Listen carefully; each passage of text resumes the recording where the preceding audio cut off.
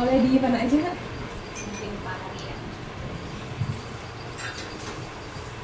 Kemudian juga ada Mas Alwi Johan, pengaruh di media sosial atau bahasa sekarang itu influencer. Boleh di mana aja?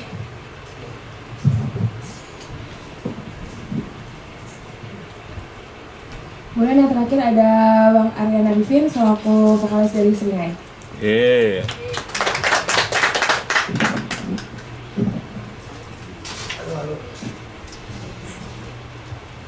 Oke, sebelum acara diskusinya dimulai, mungkin aku mau perkenalkan diri dulu. Tadi lupa, aku Jasinnya Destarini Asmoro atau Desta. Aku dari Komisi untuk Orang Hilang dan Korban Tindak Kekerasan atau Kontras. Langsung aja nih kita mulai ke acara diskusi kita, dan aku mau ke Om Harwi langsung nih, mungkin sebagai pengantar juga untuk diskusi kita kali ini. Menurut Om Harwi, gimana sih menjelaskan mengenai peristiwa 6566 ke generasi sekarang yang mungkin masih awam dengan isu ini, masih awam dengan isu hak asasi manusia, terlebih juga mungkin ke generasi-generasi muda yang cara berpikirnya juga belum sampai ke hal seperti itu. Menurut Om Harwi gimana? Ya, terima kasih. Selamat malam kawan-kawan semua. Saya sebenarnya menggantikan Kak Dulu Rosa yang akan hadir. Tapi kebetulan memang saya dengan beberapa, termasuk dengan Dulu dan ada beberapa teman Reza Haram, kami pernah menyelenggarakan satu pengadilan, tapi bukan pengadilannya negara, pengadilannya rakyat. Jadi rakyat dan rakyat di seluruh dunia, pelosok di beberapa negara, tentu saja tidak semua negara, termasuk di Indonesia. Nah, ini cerita sebetulnya sudah hampir, nanti tahun depan, November tahun depan, 13 November tahun 2025 sudah 10 tahun Pengadilan Rakyat Internasional diselenggarakan ketika itu di Den Haag. Pertama, kenapa kami beberapa aktivis dan scholar juga menyelenggarakan itu? Karena setidaknya ketika itu dipicu, sebenarnya pelatuknya ya, pemicu itu bukan inisiator, tapi pemicu itu pelatuk yang membuat kami aktivis human rights di Indonesia gagas kemudian bersama, kalau teman-teman pernah nonton filmnya Lola Amalia Exil,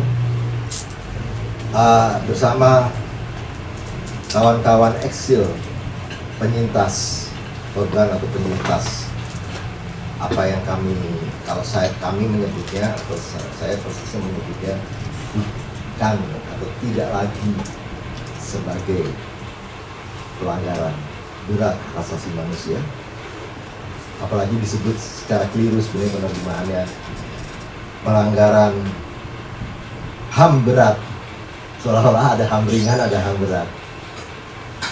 Mungkin dari teman-teman di sini kebetulan sudah pernah mengikuti beberapa kursus singkat atau kursus hak asasi manusia di Kontras, juga di tempat lain, mungkin di RBH, Talabahu dan lain sebagainya, tahu sedikit banyak, tahu lah kurang lebih apa pelanggaran hak asasi manusia. Saya bilang, saya sedikit agak bukan mengkritik, tapi agak coba mengkoreksi ya, juga tidak meluruskan, karena jalan lurus sudah tidak banyak di negeri ini. Tapi pelanggaran berat hak asasi manusia itu terjemahan dari gross violation of human rights. Jadi yang berat itu pelanggarannya, bukan human rights-nya. human right itu di mana-mana sama. Ada, kita tahu ada hak kalau di rumpun sipil politik ada hak untuk beragama, ada kebebasan untuk berpendapat, berekspresi, dan seterusnya. Lain-lain termasuk di misalnya hak kita atas pendidikan, hak atas kesehatan, itu di rumpun hak ekonomi sosial budaya. Nah, jadi semuanya sama saja apa kadarnya, levelnya, dan human rights itu hak asasi kita semua sebagai manusia itu saling terkait satu sama lain. Tidak bisa satu hak berarti diwujudkan atau dihormati atau dilindungi oleh negara, tidak bisa negara tidak menghormati atau melindungi hak yang lain. Misalnya, hampir tidak mungkin kita sebagai pekerja, misalnya sebagai buruh atau pekerja atau karyawan, punya hak untuk mendapatkan upah yang layak dari tempat kita bekerja tanpa kita punya hak untuk berorganisasi, membentuk serikat buruh. Membentuk serikat buruh juga mengandaikan, bukan saya mau mengecilkan mereka-mereka yang tidak atau kurang berpendidikan, tapi juga mengandaikan bahwa untuk bisa berserikat, untuk kita bisa berorganisasi, mengandaikan tingkat pendidikan tertentu yang harus ditunaikan oleh negara sebagai hak atas pendidikan kita. Itu seterusnya. Nah,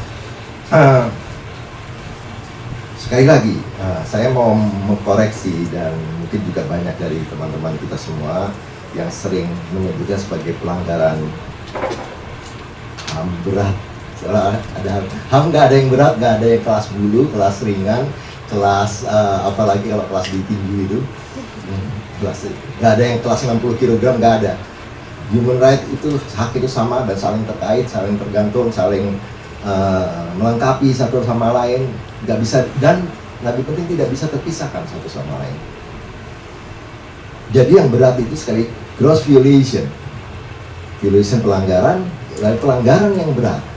Jadi kalau di dalam, mungkin ada kawan-kawan yang punya latar belakang hukum, ada tindak pidana ringan misalnya yang hukumnya denda, melanggar lalu lintas atau apa, sampai yang berat.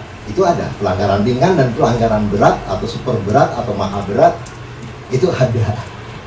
Tapi HAM tidak ada. Jadi mohon mungkin sebisa mungkin setelah saya kritik semua ini, teman-teman mulai juga coba mengkoreksi istilah yang kadang-kadang sering kita gunakan tapi itu keliru, karena itu menimbulkan salah tafsir. Jadi yang benar terjemahannya adalah pelanggaran berat hak asasi manusia, dari gross violation of human right. Memang dalam bahasa Inggrisnya sering disingkat aja, orang off-nya dihilangkan. Gross human right violation, itu mungkin terjemahannya jadi pelanggaran HAM berat. Tapi secara oke, itu mungkin agak panjang. Nah, pengadilan hak asasi pengadilan rakyat internasional yang kami selenggarakan pada 13 November 2015 itu bukan pengadilan HAM, tapi pengadilan terhadap kejahatan. Kejahatan ini seperti juga pelanggarannya itu ada yang kejahatan serius, ada kejahatan yang ringan, ada kejahatan yang super berat, ada yang maha berat. Nah, singkatnya gini, tentu saja saya tidak akan memberikan kuliah tentang itu di sini. Tetapi penting untuk kita sedikit pahami bahwa yang kita sebut, yang juga dirumuskan di dalam Undang-Undang 26 2000 itu adalah kejahatan sebetulnya. Kejahatan apa? Kejahatan yang maha serius. Sangat serius. Jadi di dalam standar hak asasi manusia, jadi gini, kurang lebih ya, supaya agak memudahkan. Secara internasional maupun secara nasional juga, secara internasional terutama, kita punya hukum internasional hak asasi manusia. Itu yang kita kenal sebagai standar human rights standard. Tapi juga sekaligus secara internasional punya hukum kejahatan internasional. Nah, bagaimana hubungan antara pelanggaran HAM terus pelanggaran berat HAM menjadi kejahatan? Itu perlu transformasi hukum atau transformasi rezim tertentu. Rezim hak asasi manusia dan rezim pidana atau rezim kejahatan internasional maupun nasional itu dua wilayah yang berbeda, walaupun saling berhubungan, saling terkait. Satu contoh begini, misalnya kalau korporasi tidak, waktu saya 20 menit ya? Oke. Tolong diingetin ya kalau udah 15 menit ya. Bentar loh. Saya panjang lebar. Kalau kita bekerja di korporasi, kemudian kita mendapatkan upah yang di bawah standar upah minimum yang sudah ditentukan bersama. Kalau kita diupah itu, maka pengusaha sebetulnya melakukan pelanggaran terhadap hak buruh, hak kita sebagai pekerja mendapatkan upah yang layak. Yang melakukan pelanggaran itu korporasi atau perusahaan. Jadi tidak harus pelanggaran hak asasi manusia itu dilakukan, tidak selalu dilakukan oleh negara. Pelanggaran hak asasi manusia bisa dilakukan oleh aktor non-negara. Ini agak sedikit prinsip dan mungkin agak membuat confuse, tapi dalam standarnya, dalam kosakatanya, kita bisa membedakan dua jenis pelanggaran. Pelanggaran hak asasi manusia yang dilakukan oleh non-state actor, yaitu korporasi, individu, atau apa, dan pelanggaran yang dilakukan oleh state actor. Kalau pelanggaran dilakukan oleh state actor, maka kita sebut violation of human right. Biasanya standar ininya ya, standar formalnya. Kalau pelanggaran yang dilakukan oleh kita terhadap orang lain, itu disebut human right abuses. Apakah kita bisa melakukan pelanggaran terhadap orang lain? Bisa. Sangat bisa. Caranya apa? Misalnya, kita tidak menghormati hak, misalnya Desta atau Jali atau teman-teman kita untuk menganut agama dan keyakinannya menurut keyakinannya sendiri. Kita memaksa dia untuk dia pindah agama menurut keyakinan kita. Artinya kita tidak menghormati hak dan kebebasan dia. Itu termasuk human right abuses. Itu dilakukan oleh kita non-state actor.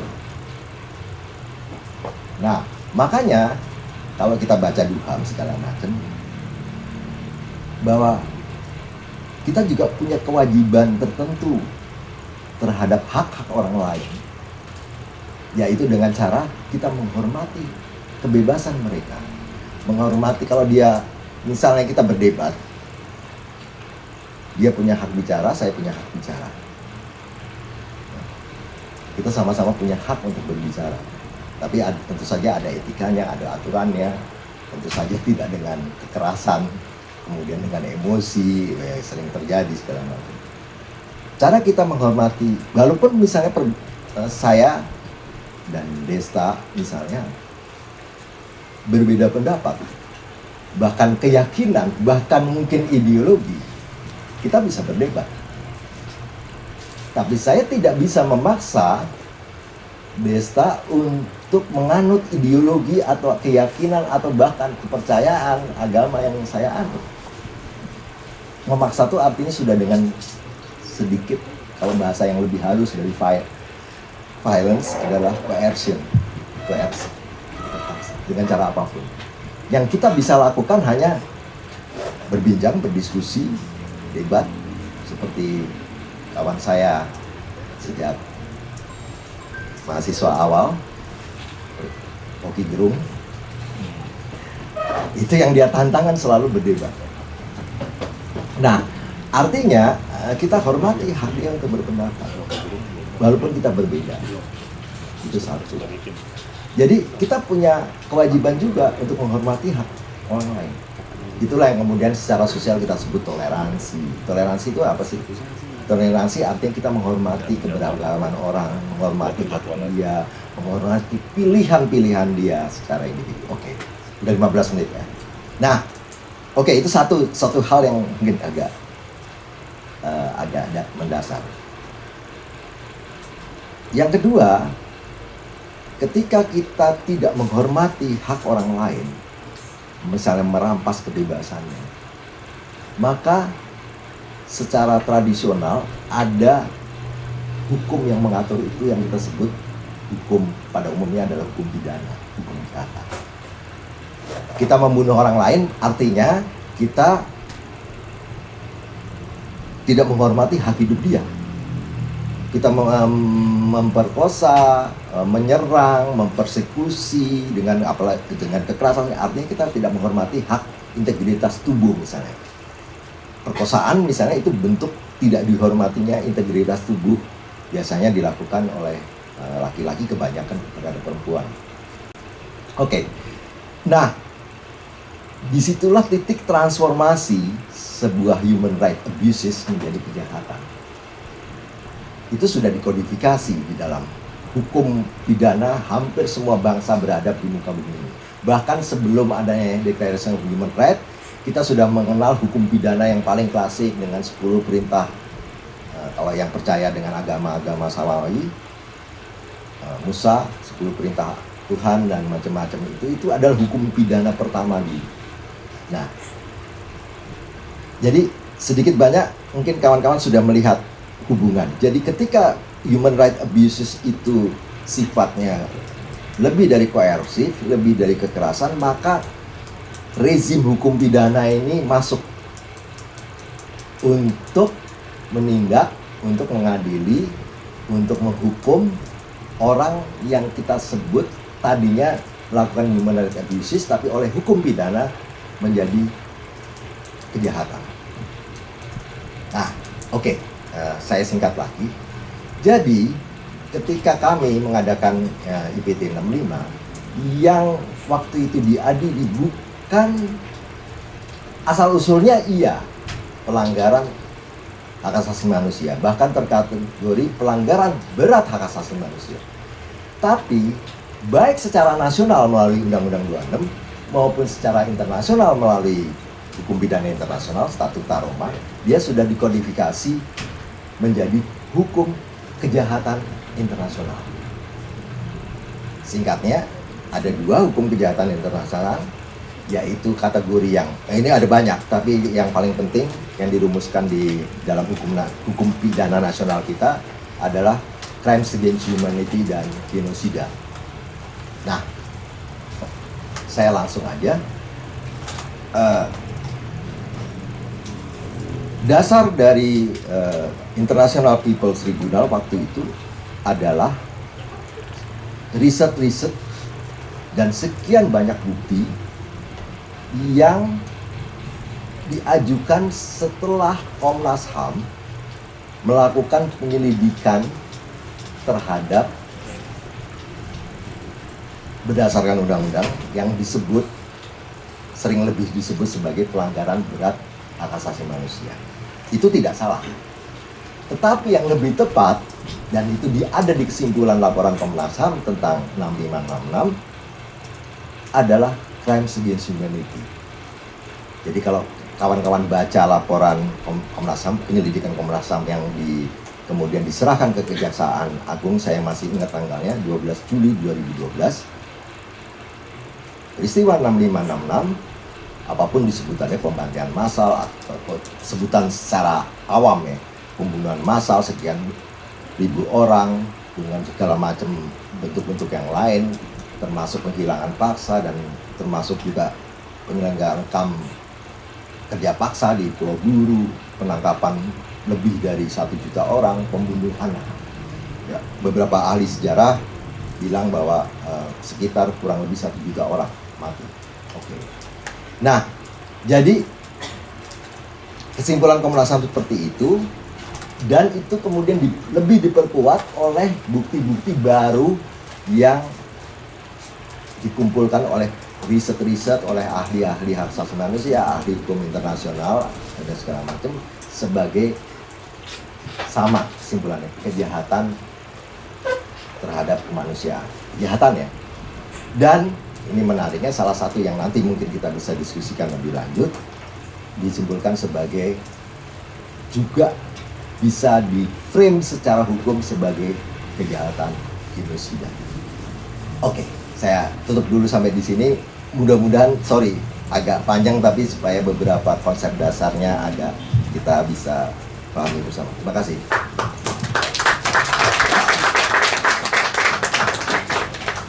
Oke, terima kasih Om Harwib. Jadi dari pemaparan Om Harwib, apa yang bisa disimpulkan adalah sebelum kita memahami lebih jauh tentang peristiwa 6566 adalah penting bagi kita untuk tahu dulu konsep dasar dari hak asasi manusia itu seperti apa. Dan sayangnya ini merupakan hal yang kita juga masih belum banyak pahami karena kita nggak diajarin di sekolah gitu. Itu hal yang paling dasarnya.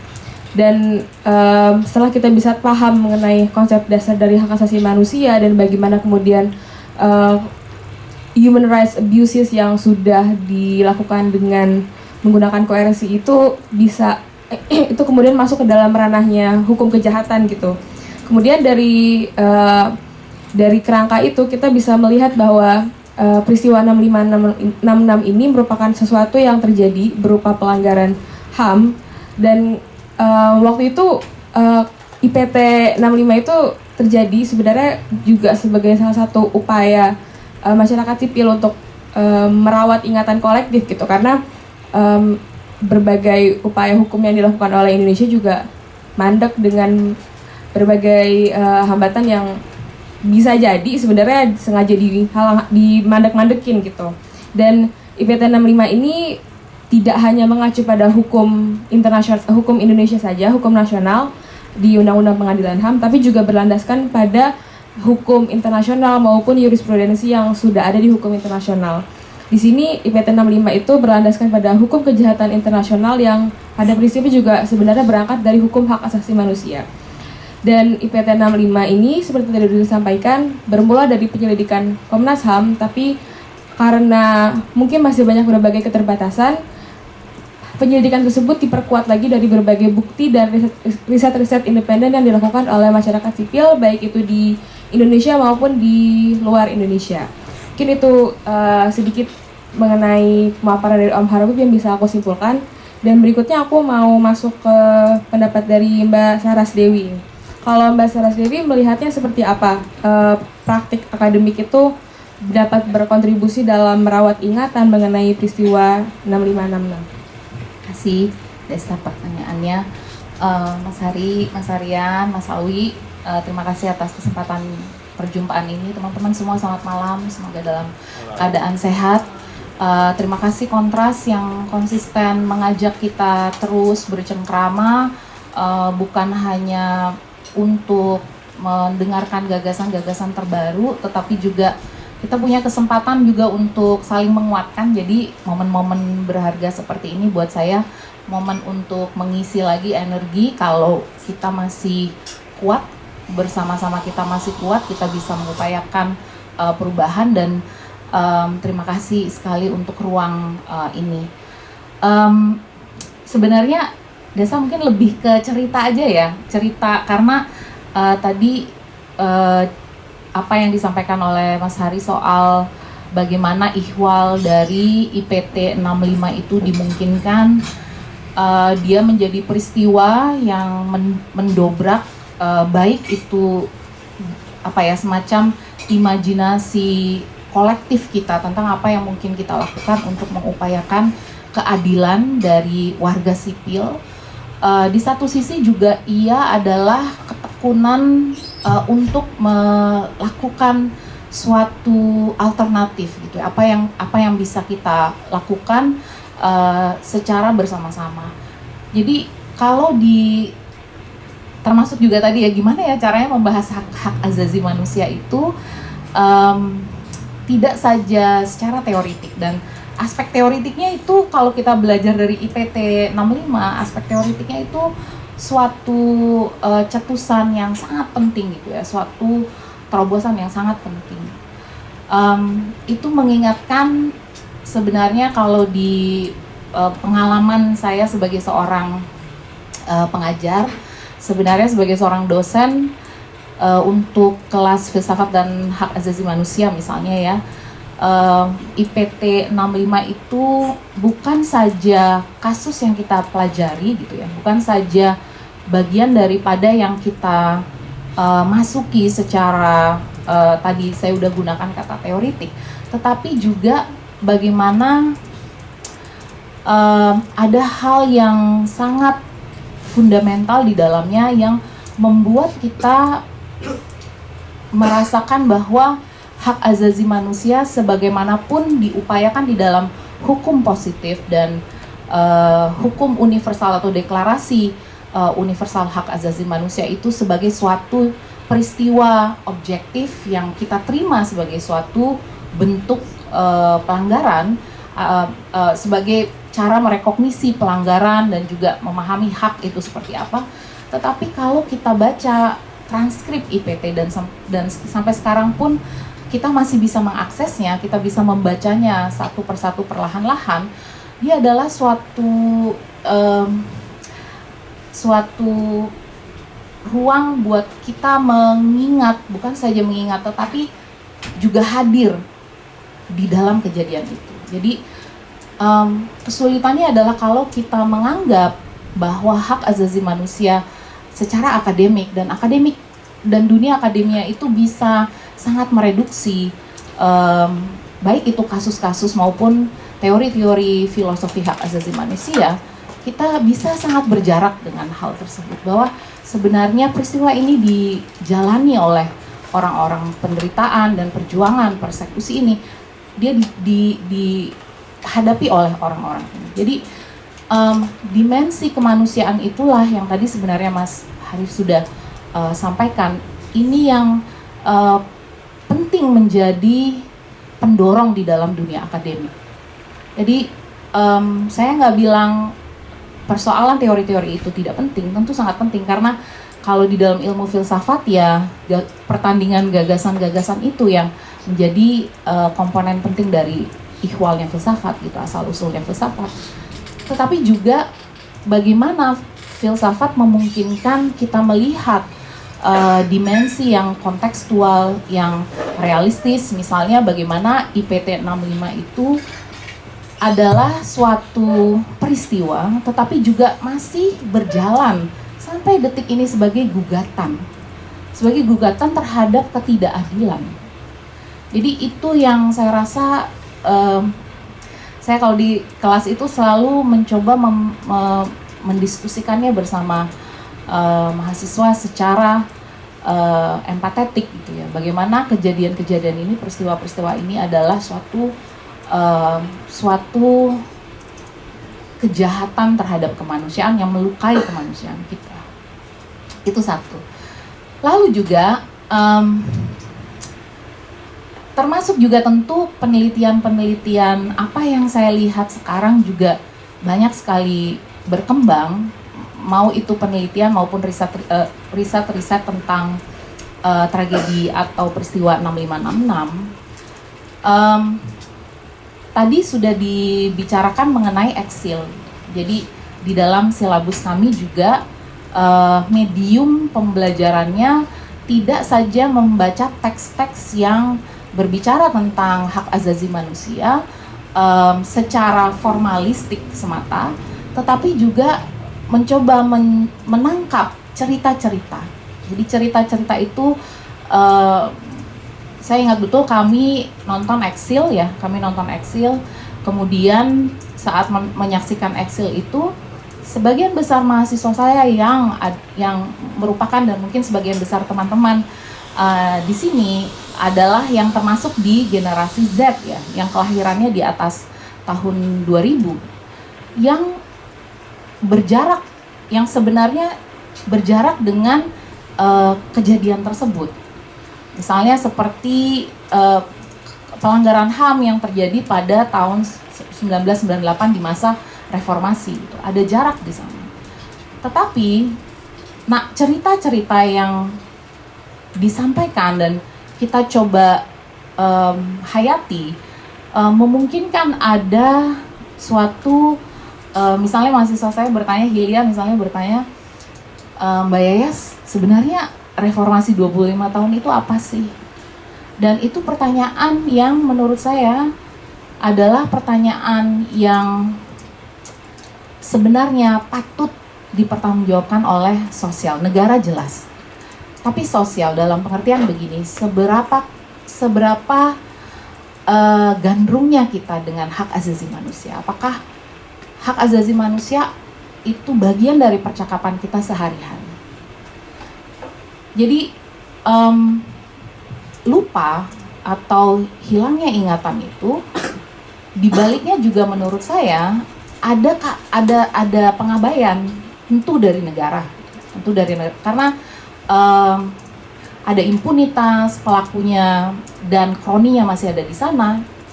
Tetapi dalam sosial juga ada pengabaian yang belum mengarus utamakan dan belum terlampau mengedepankan hak asasi manusia, kecuali tadi pada momen-momen politis tertentu semata. Tapi apakah di dalam keseharian kita menghayatinya sebagai bagian dari iterasi kita? Jadi itu juga menjadi renungan saya.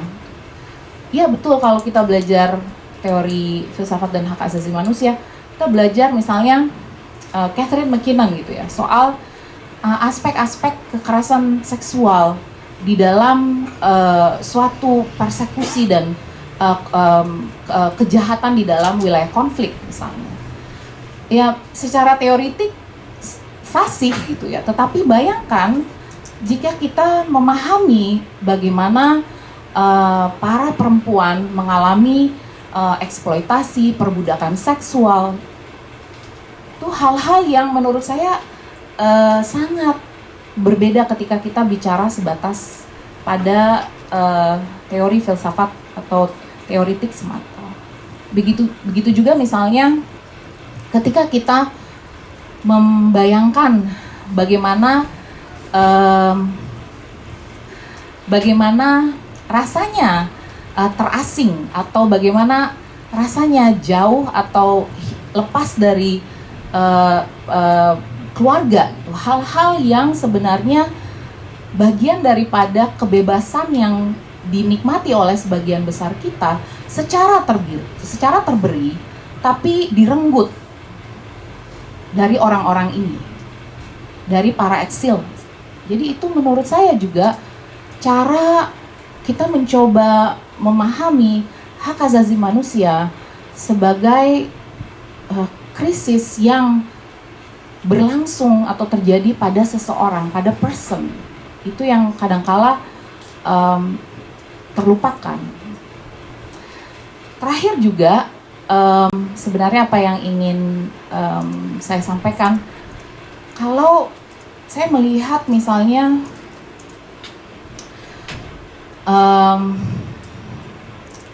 saya melihat bagaimana kadang-kadang, tapi sebenarnya kurang tepat juga ya kalau merasa tadi ya, apa sih, seperti ngobrol sama Mas Aryan tadi di awal, apa yang bisa kita harapkan ya dari sistem politik atau elektoral yang berlangsung di sekitar kita saat perubahan itu tidak terjadi, dan kemandekan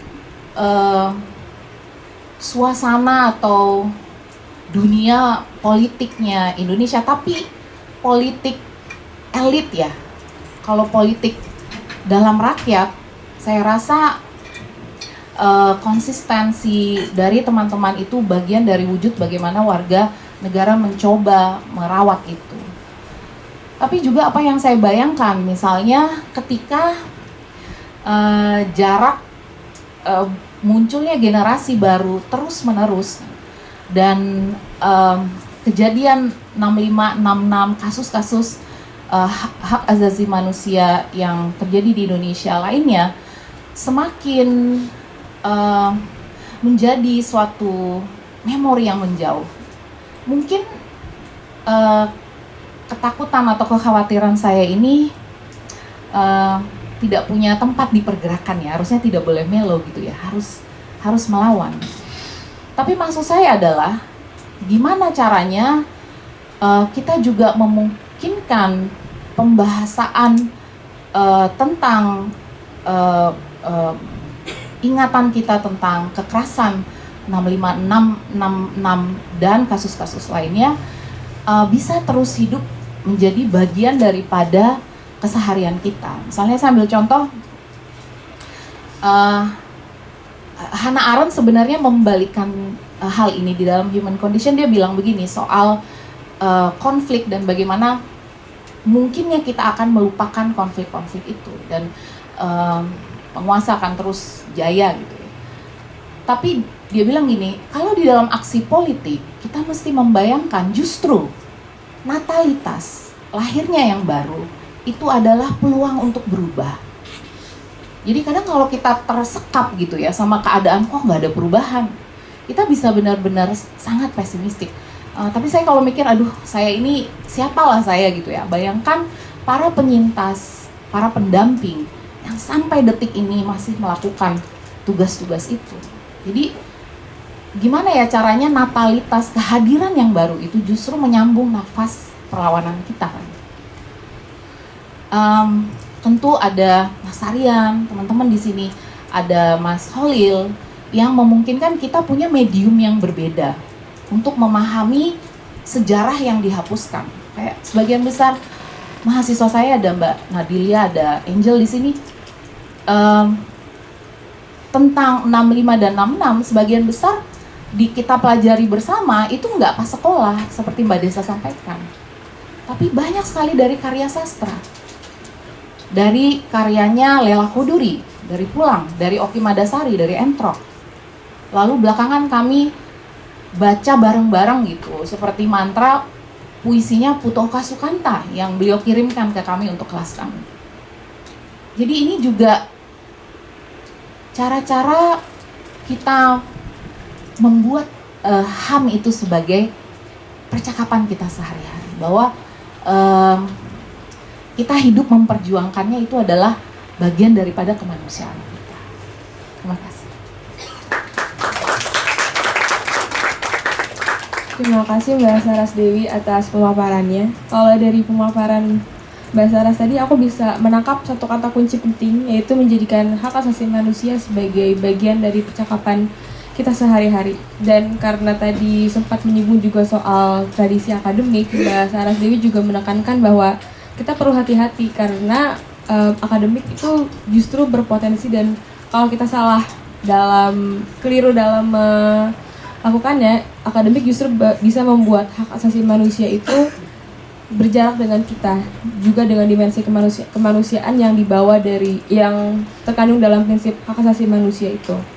Jadi kalau dalam konteks akademik mungkin kita bisa melakukan pembelajaran yang melampaui cara-cara konvensional seperti baca teks literatur gitu, misalnya bisa menggunakan film ataupun dalam diskusi akademiknya juga terus mengulang-ulang dan menekankan soal dimensi kemanusiaan supaya apa yang kita baca itu nggak hanya sebatas menyentuh di kognitif tapi juga menyentuh aspek afektif kita gitu, dan dari situ kita bisa merawat dan membiasakan diri untuk bisa berempati kepada orang lain. Dari situ kita bisa turut merasakan apa yang menjadi penderitaan orang lain itu bisa jadi terjadi pada kita, dan kurang lebih itu hal yang perlu kita jaga gitu dalam salah satu cara dalam merawat ingatan.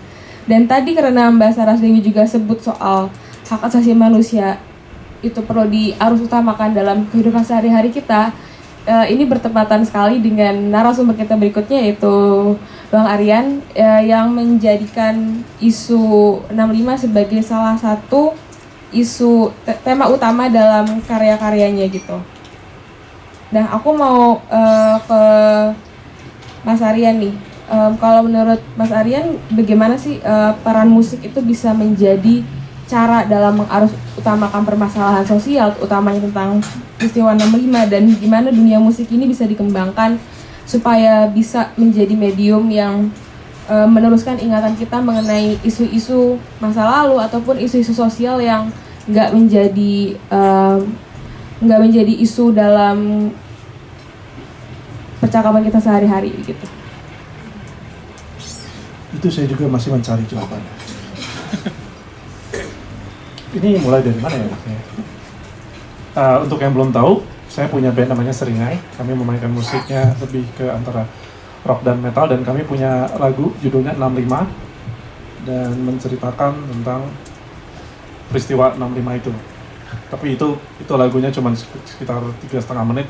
Jadi sejarahnya langsung direduksi dalam lagu-lagu gitu. Itu lirik awalnya tuh panjang banget, tapi akhirnya harus diedit gitu kan. Tapi itu upaya kami untuk dulu nih ada peristiwa 65 nih gitu. Karena memang dengan pangsa, dengan fans yang kami punya juga nggak semuanya paham atau mengikuti atau bahkan sama sekali nggak tahu gitu. Karena memang di sekolah-sekolah juga ketika 65 tuh hanya sedikit banget dan juga nggak berusaha diluruskan kan gitu. Terus mundur kembali ketika saya masih SMP, saya itu termasuk Gen X yang mendapatkan doktrin harus menonton film apa judulnya, pengkhianatan G30 SPKI itu 4 jam. Dulu gua di Bandung suruh nonton, dan terus bilang ini adegan beneran nih dokumenter yang pas yang mayat-mayatnya dia itu lumayan teror, dan kayak cerita wah sambil disiksa pada menari-nari genjer-genjer, mata dicungkil, itu tuh pembekas. Jadi kayak dari cerita itu kayak wow, kejam sekali komunis. Ih, Rusia komunis gitu kan, kayak gitu. Iya, pasti mereka congkel-congkel mata juga gitu. Tapi yang ketika mendekati berakhirnya SMA, mulai tuh dapat ada literasi, baca-baca, dan pas kuliah juga jadi lebih banyak diskusi soal itu. Dan ternyata di situ juga saya baru tahu ternyata keluarga saya adalah bekas tapol juga. Nenek saya itu seniman lekra, dan dia ditahan selama 14 tahun karena 65. Sementara waktu itu suaminya pelukis, dia nggak jadi ditangkap karena waktu itu udah di dalam PKI waktu itu udah dikeluarkan karena dia poligami. Ini saya melihat sisi positif dari poligami, nggak mau. Itu. Jadi dari situ baru tahu ternyata keluarga sendiri kayak ayah dan ibu emang lumayan melindungi bahwa ini anak kita udah jangan sampai tahu kalau keluarganya ada hubungan dengan 65, karena waktu itu kami tumbuh di era Soeharto. Jadi kan nggak kayak zaman sekarang kan, kalau sekarang Mulyono anjing gitu nyantai, kalau dulu Soeharto anjing hilang gitu kan. Gitu. Jadi orang-orang zaman dulu masih takut banget, totaliter banget. Tapi dari situ jadinya malah saya pribadi jadi obsesi dengan 65. Jadi segala buku yang ada itu selalu dibeli gitu. Dan balik lagi ke zaman sekarang, salah satu upaya untuk saya pribadi adalah sering ngobrolin. Kayak entah sekarang udah ada sosial media gitu, suka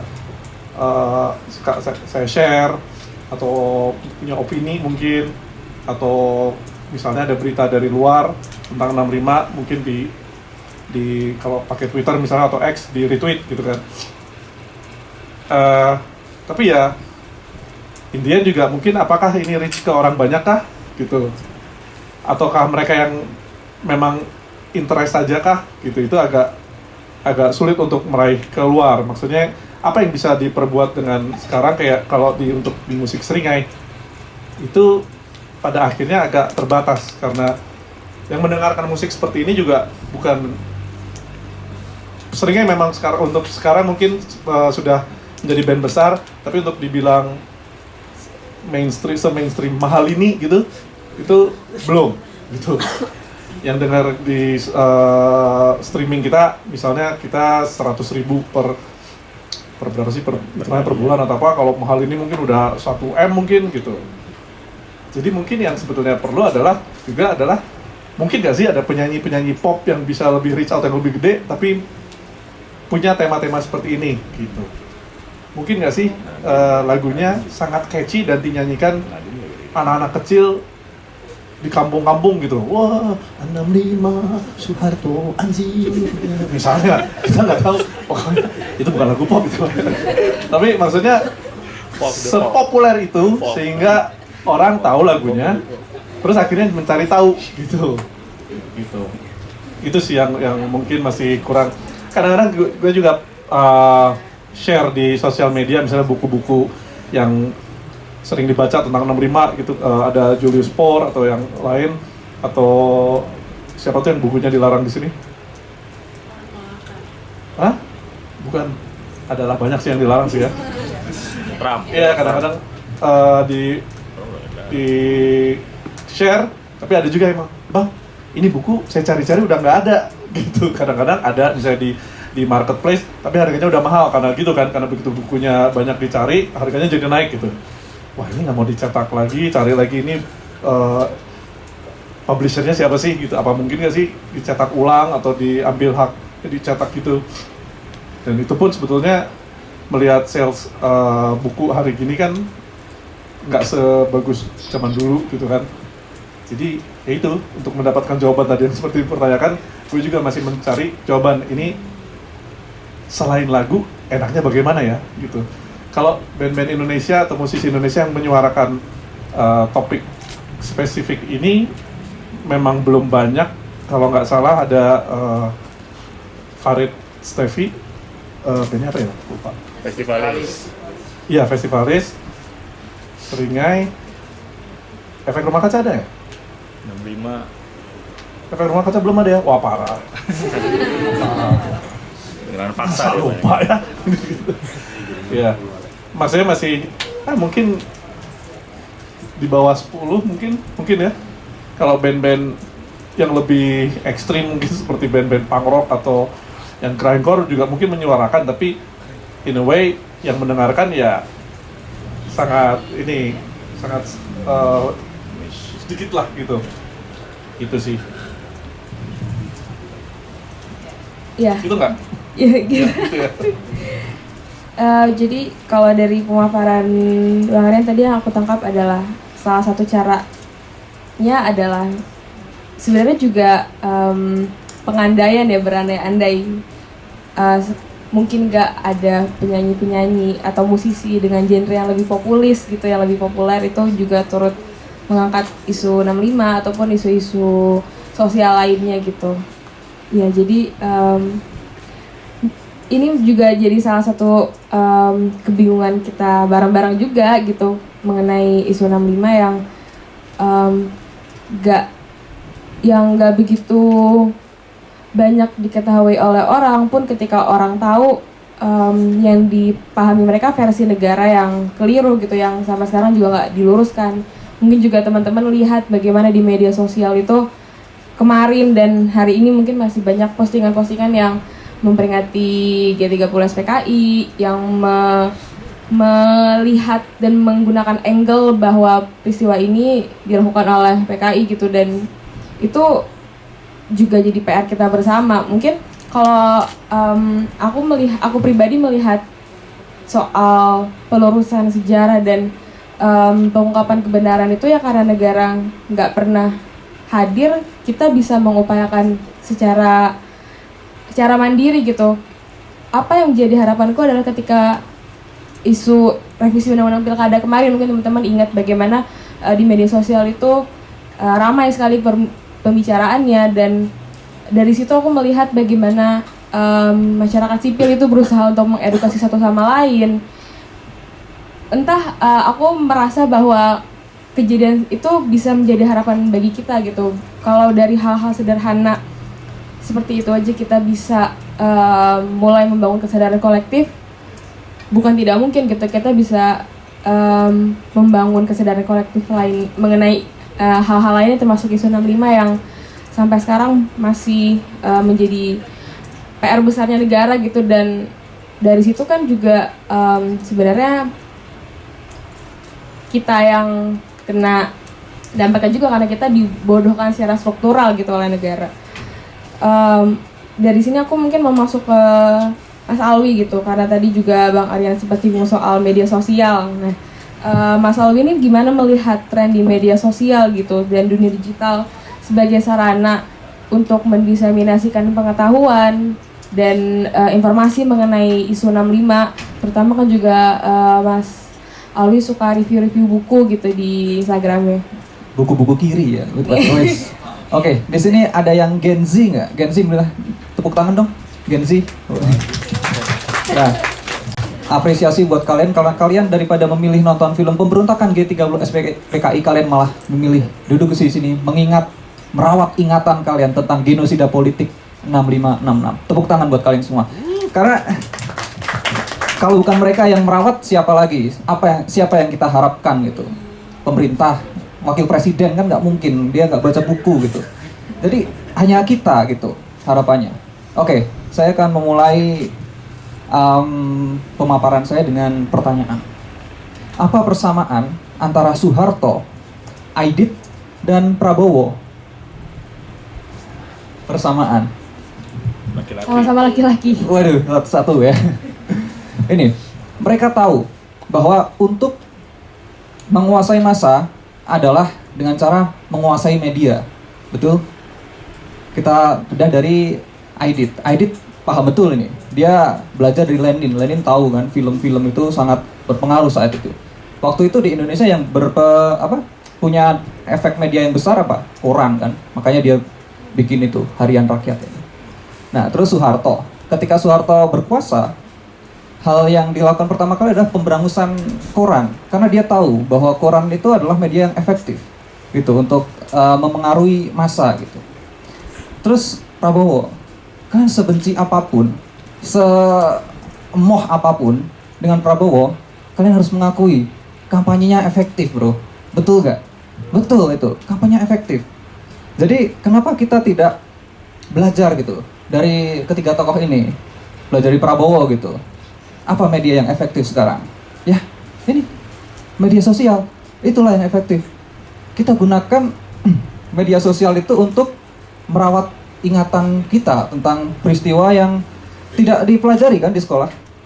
Itu di pelajaran sekolah itu mandek tuh. Di pemberontakan itu versi PKI yang salah, PKI jahat, dipaksa nonton itu juga. Waktu generasi saya juga nonton itu sama Kodim gitu kan, di aula, tidur 4 jam soalnya, bosen banget.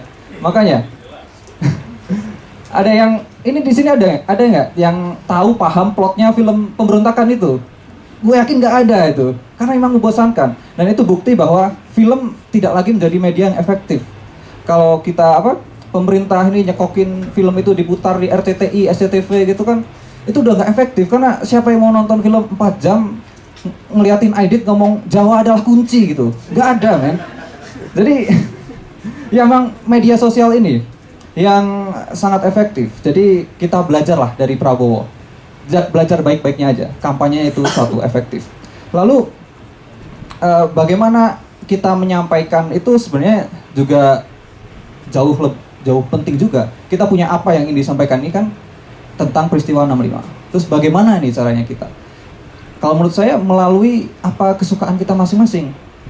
Misalnya suka lukisan, ya berkontribusilah dengan lukisan. Suka nulis dengan tulisan. Kalau saya suka bikin video, ya bikin video. Itulah cara saya merawat ingatan gitu. Tapi kalau ada pertanyaan tadi, apakah itu dimakan audiens gitu kan Mas ya? Nah, itu justru dimakan, bro. Itu serius. Kalau kalian bahas yang kiri-kiri, itu dimakan, itu umpan besar itu. Itu FYP itu. Viral itu, serius. Misalnya ketika saya bikin video, saya nanya orang gitu kan, tentang Semaun, bahwa Semaun itu adalah, tahu kan Smaun yang pendiri PKI itu pernah jadi dosen di Unpad gitu. Nah, saya kan Unpad gitu, jadi ternyata darah merah sudah dari sono. Jadi, nah fakta-fakta yang trivial seperti itu dikasihlah ke penonton. Kita rawat melalui yang kecil-kecil. Nah, kita belajar lagi dari sosok-sosok yang antagonis ini kan. Kita belajar dari judi slot, bandar judi slot. Dalam bandar judi slot itu kita main nih. Ada yang pemain slot di sini? Nah, atau bandarnya. Kalau kita main judi slot itu kan dikasih kemenangan kecil dulu. Main goceng dikasih menang 20.000 menang gitu. Baru ketika 1 juta kita tarik. Nah, dalam berkonten juga seperti itu, men. Kita nggak bisa langsung nyekokin gitu. Ini John Rosa gitu. Ini Jakarta Method gitu. Nggak bisa, mental itu. Kita harus ngasih tahu yang kecil-kecil, yang relate dengan kehidupan kita. Nah, baru ketika mereka sudah tertarik, nah baru kita cekokin mereka dengan isu-isu kiri. Nah, kita kirikan mereka, merahkan mereka. Jadi seperti itu. Jadi buat generasi muda yang ada di sini, saya yakin kalian ini lebih paham daripada milenial atau Gen X untuk bagaimana cara menyampaikan ini. Nah, jadi aku pingin buat kalian itu lakukan interview, mungkin ada penyintas-penyintas, mereka itu butuh suara, butuh kalian untuk menyuarakan gitu. Kalian kan mungkin tidak pernah mengalami, tidak punya apa yang ingin disampaikan, tapi orang lain punya, wawancarai mereka. Dan kalian punya salurannya, media sosial gitu. Sebarkanlah gitu. Atau kalian baca buku, terus nemu fakta-fakta menarik gitu, bahwa Aidit adalah putra kiai, begitu sampaikan aja gitu. Hal-hal yang menarik seperti itu. Dan ya dengan cara seperti itu, kalian akan merawat ingatan tentang genosida politik ini.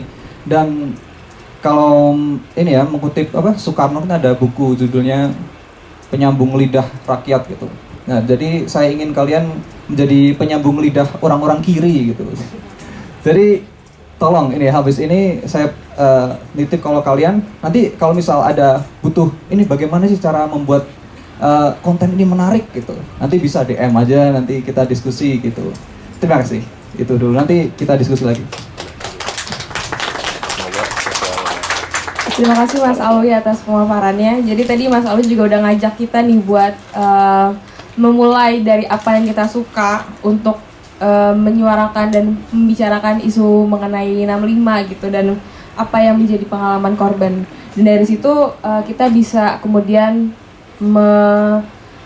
membumikan juga menggunakan hal-hal trivial juga, hal-hal yang mungkin kelihatannya bukan hal yang berbobot gitu, tapi dari situ bisa menarik orang dulu nih buat tahu bahwa isu ini tuh seperti ini gitu. Dan poin penting lain lagi tadi yang Mas Alwi sempat sampaikan juga, salah satu cara untuk menguasai massa adalah menguasai media. Itu satu hal yang benar juga, karena kita lihat sekarang bagaimana media mungkin nggak berpihak pada korban, media nggak berpihak pada penyintas, itu juga turut mempengaruhi opini publik gitu. Bagaimana publik itu jadi punya persepsi yang mereka klaim sebagai netral, padahal kan kalau dalam posisi ketidakadilan, netral adalah mengopresi gitu. NTRL. Bukan NTRL gitu. Oke, berikutnya aku mau masuk ke sesi tanya jawab dari teman-teman di sini. Apakah ada yang mau menanyakan kepada narasumber kita? Boleh. Barusan tadi gue lihat Alwi, kalau kita lihat sosial medianya dan sekarang itu sangat kiri gitu kan, kiri fuck yeah, kiri gitu kan. Nah di situ gue malah berpikir, gue pun cenderung kiri. Gue nggak tahu kiri atau kanan, karena sekarang kalau zaman sekarang menurut gue kiri dan kanan ini brengsek-brengseknya ada nih gitu. Gimana cara lu menarik orang ke kiri tanpa lu harus kelihatan kiri? Karena sejujurnya banyak juga orang-orang yang aduh kiri males nih, serius gitu. Itu ya selain dari konten-kontennya yang lebih kayak trivia kayak gitu, tapi ketika lu di awal udah kiri, kita kiri gitu, orang Gua pengen di tengah, gua nggak pengen terafiliasi kanan atau kiri, gua pengen jadi diri sendiri gitu yang gua lihat dari banyak millennials dan Gen Z. Kalau saya sih dulu waktu awal-awal bikin konten itu emang misinya kan ada gitu, lingkaran itu apa, bagaimana, mengapa gitu di tengah kan. Mengapanya itu pengen mengedukasi saja. Nah itu, jadi emang awal-awal itu saya bikin video konten ya bersifat edukasi. Emang kebetulan edukasi yang saya baca edukasi kiri gitu.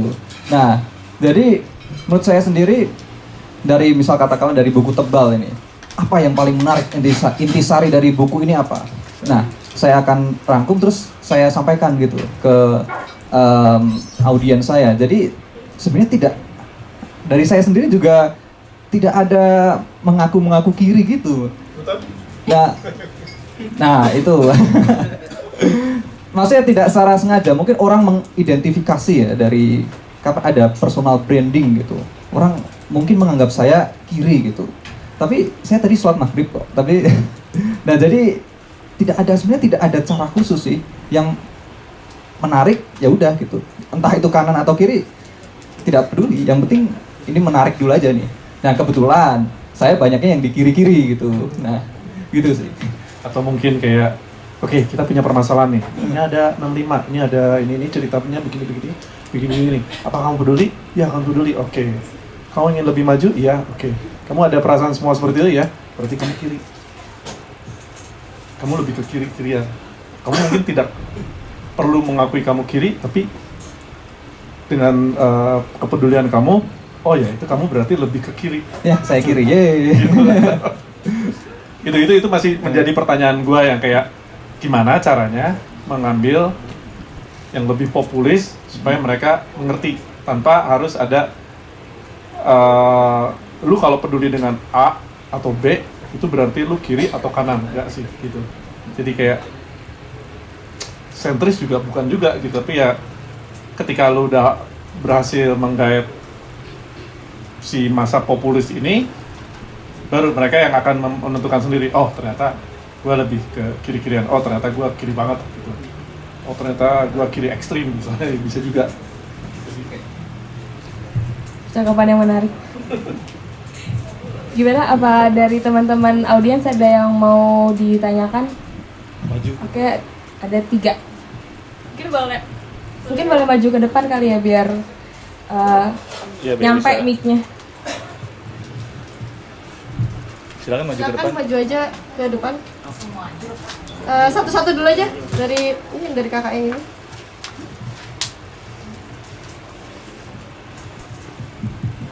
Permisi, selamat malam teman-teman. Malah Terima kasih atas kesempatannya. Perkenalkan saya Bima Devanda. Seperti yang tadi sudah disampaikannya kurang lebih bahwa si media ini menjadi salah satu kunci untuk penyebaran informasi, khususnya mengenai isu-isu yang saat ini sedang kita bahas. Ini adalah mengenai isu pelanggaran HAM 65 gitu. Di sisi lain, negara juga memahami itu gitu, bahwa media ini merupakan salah satu kunci khususnya di masa atau era sekarang. Dengan upaya-upaya negara yang memberi kesempatan bagi figur-figur populis yang terkesan pada akhirnya menutupi isu-isu yang atau fakta-fakta yang sebenarnya terjadi, mengcounter isu-isu tersebut itu seperti apa gitu. Kalau dari media sosial sendiri kan dari Mas Alwi ataupun Bang Aryan, Bu Saras juga memiliki masanya sendiri.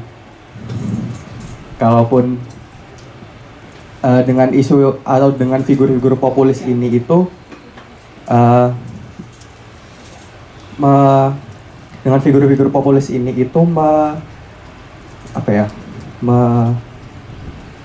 membuat si isu ini tertutupi gitu. Jadi kalau dengan mengantar narasikan itu seperti apa kalau dari abang-abang dan ibu sekalian. Terima kasih. Mungkin mohon maaf kata-kata saya sedikit berbelibet, mungkin nanti akan ada yang saya tambahkan. Terima kasih.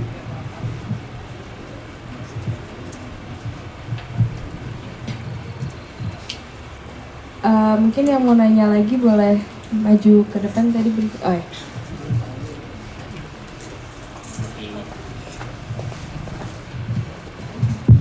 Misi pertanyaan saya sebenarnya lebih ke, ini kan kita membahas tentang tragedi 65 dan tadi gimana caranya ngomong kalau sebenarnya udah potong satu generasi dan jauh segala macam, dan ada beberapa caranya tadi Mbak Es bilang udah kayak cerita-cerita yang personal, dan Masnya juga bilang dari musik-musik yang lebih bisa dinyanyiin dengan di anak-anak. Dan saya kesini tadinya karena ada Bu Dolorosa juga pemahat patung kan, dan gimana, pertanyaan saya lebih gimana caranya kita membahas tragedi-tragedi ini yang besar dan tadi yang informasinya kompleks juga, tapi dikemas dalam seni-seni tanpa menghilangkan informasi-informasi yang penting itu. Tadi Mas juga udah bilang kan kayak dibangun dengan trivia segala macam. Gimana sih caranya ngebalance hal ini? Makasih. Satu lagi tadi kayaknya ada yang angkat tangan juga deh. Oke.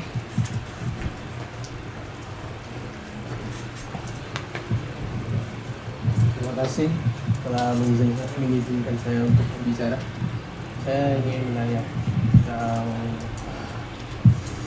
paham pemahaman kiri ya. Saya pernah mendengar kutipan seorang berkata, demokrasi tanpa kiri itu mati. Apakah keabsenan ideologi kiri yang memperjuangkan hak-hak rakyat kecil ini yang membuat demokrasi di Indonesia jadi tidak sehat? Ya, terima kasih. Oke, terima kasih. Tadi pertanyaan yang pertama, bagaimana cara mengkantor narasi negara mengenai 65, karena rupanya juga negara sampai sekarang tidak kehabisan akal gitu untuk mempertahankan narasi tunggal mereka gitu.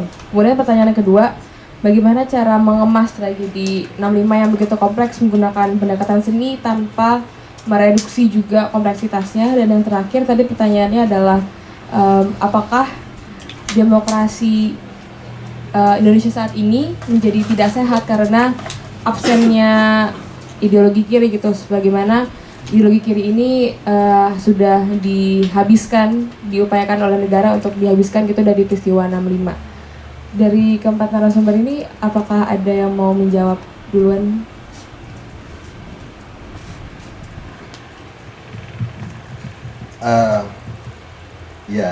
Buat saya tadi yang sebenarnya menarik soal counter ya. Saya mungkin mic-nya barusan ini kayaknya ada. Nah, ini ada noise ya. Handheld-nya. Sebentar, saya mau memperdengarkan satu lagu ya, karena mungkin nggak ada persiapan. Tapi saya mau mudah-mudahan bisa lewat sini. Pinggir-pinggir.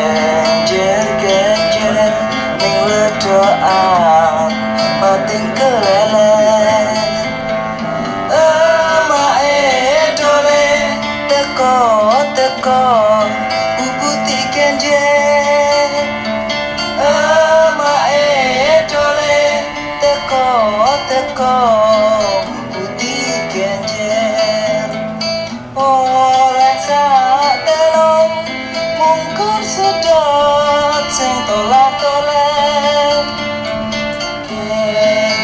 genjer saiki wis digawa mulai.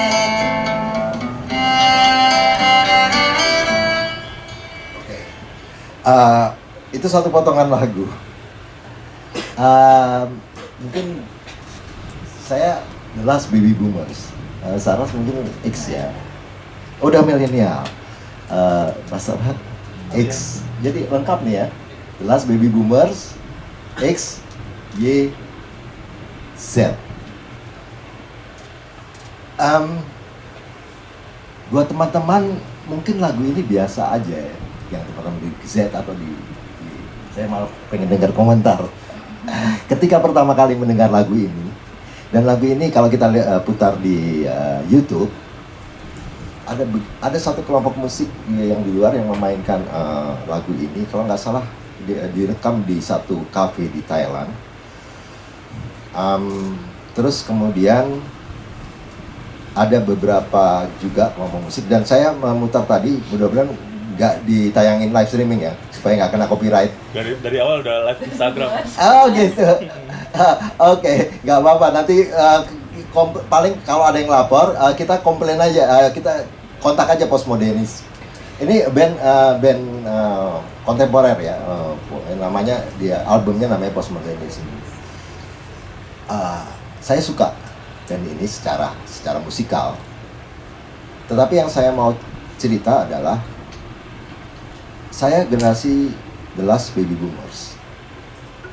Pada waktu saya SMA sama-sama lulus sama-sama Rocky, angkatannya sama Rocky. Cuma saya masuk di ITB, Rocky di UI 79.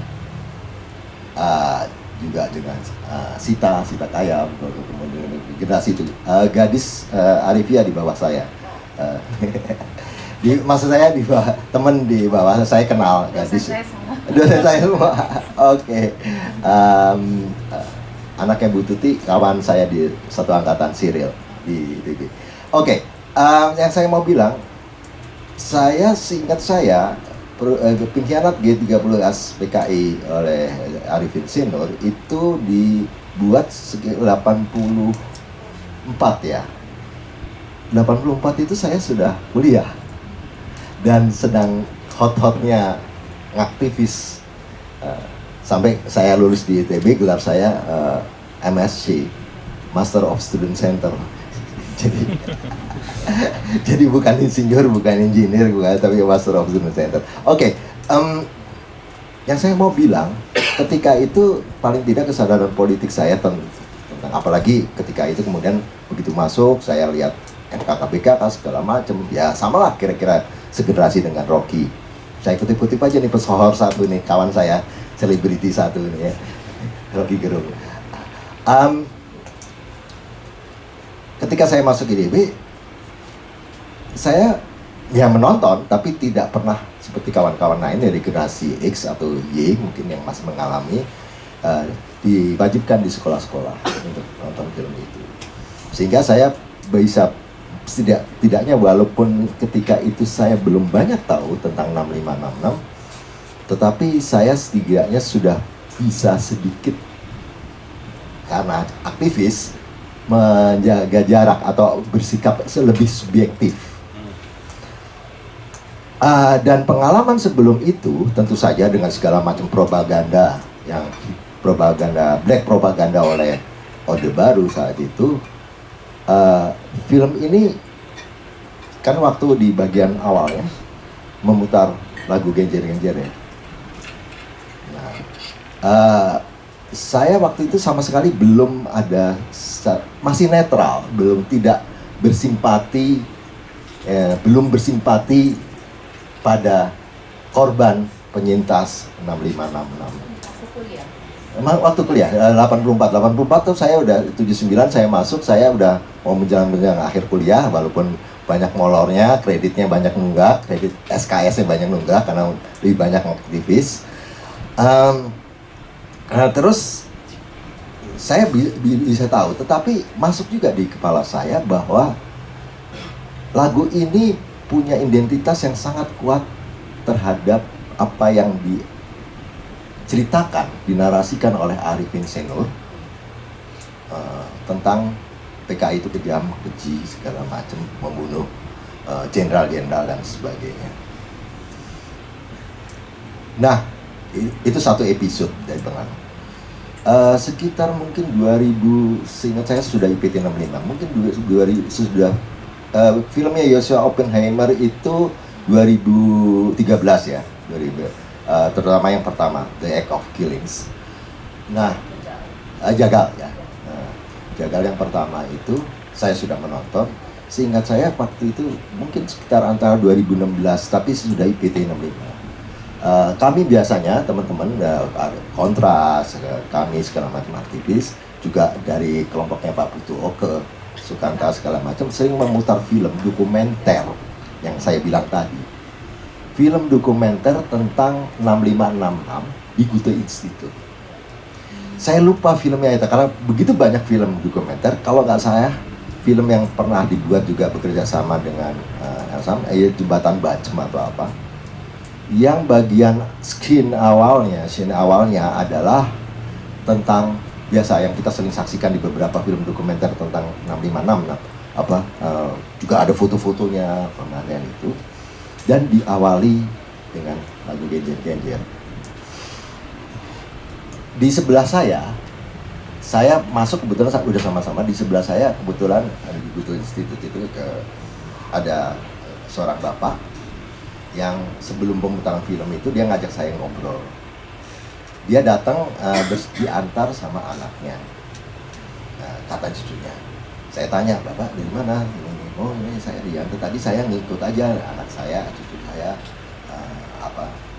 cucu apa ponakan saya lupa, perempuan, kurang lebih usianya jauh di bawah saya duga sekitar generasi Z atau generasi Y lah. Ya, jadi saya duduk di sebelahnya bapak itu dan sebelahnya lagi.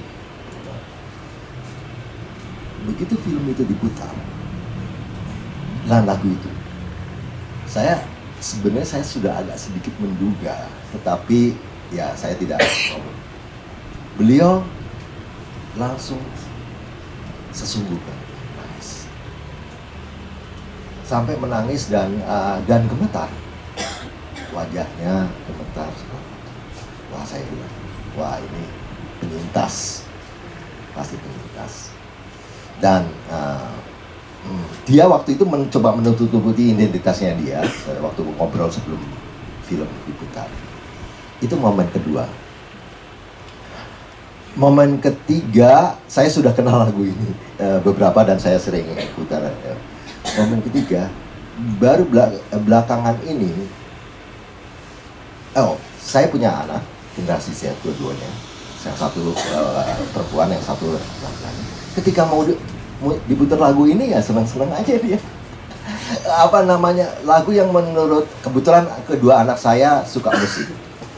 Satu anak malah sekarang berkarir, salah satu di samping kerja dia dalam teater musikal. Jadi bisa vokal, bisa beberapa kali pentas dalam teater. Suka, apalagi anak saya yang cowok juga. Dia bisa piano segala macam, suka dan beatnya kan enak, beatnya itu sangat enak. Nah, yang saya mau bilang bahwa saya the last baby boomers yang menonton hanya ala kadarnya, menjaga jarak pada tahun 84-85. Terus kemudian beliau di sebelah saya yang penyintas 6566, dan saya kemudian membaca beberapa kisah tentang apa sih sebetulnya lagu Genjer-Genjer ini. Lagu yang sangat populer pada masa itu dan seperti lagu biasa yang dikenal, tapi oleh Arifin Senur itu dilekatkan dengan propaganda Orde Baru tentang Piangan, sehingga asosiasinya langsung, padahal bapak itu mengalami itu tidak.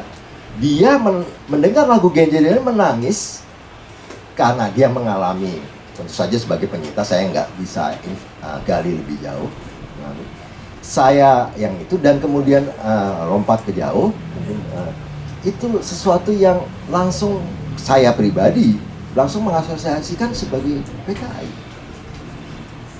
Yang saya mau bilang betapa dahsyatnya Arifin Senor kegilaan propaganda ini untuk menghegemoni, membentuk bukan hanya image, bukan hanya citra, tapi satu generasi, paling tidak di generasi saya dan generasi X, dan kemudian itu untuk mengasosiasikan genjer-genjer pada terhadap PKI, dan kalau terhadap PKI aja nggak masalah, tapi terhadap ya, kekejian, kekejaman yang digambarkan secara sangat menurut saya sangat lebih dari tidak etis ya, lebih tidak etis artinya.